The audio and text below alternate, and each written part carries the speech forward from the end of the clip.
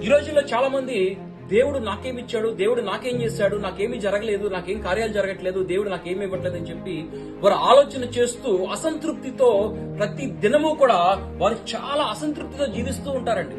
చాలా అసంతృప్తి వారి జీవితంలో. దేవుడు నాకేం చేశాడు, నాకు ఇప్పటివరకు ఏం చేయలేదు, ఏమీ జరగలేదు అని చెప్పి వారు అసంతృప్తితో ఉంటే మనం గమనించాలి, ప్రతి మనిషి కూడా మనం తీసుకునే ప్రతి ఒక్క బ్రీత్ అది దేవుడిచ్చిన దయ, దేవుని యొక్క కృప. మనం ఆరోగ్యంగా ఉన్నామంటే ఆ దేవునిచ్చిన దయ, మనం క్షేమంగా ఉన్నామంటే ఆ దేవుడి కృప.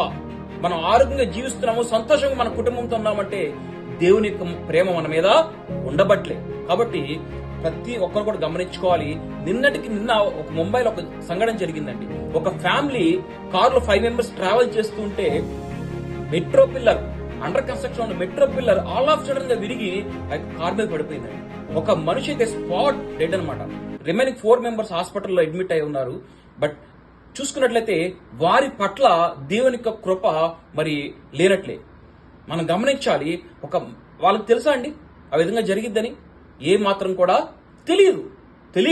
వారికి తెలియకుండానే ఆ క్షణం మరి లోకాన్ని విడిచి వెళ్ళవలసి వచ్చింది. కాబట్టి వారితో పోల్చుకుంటే దేవుడు మనల్ని ఎంత కాపాడుతున్నారు.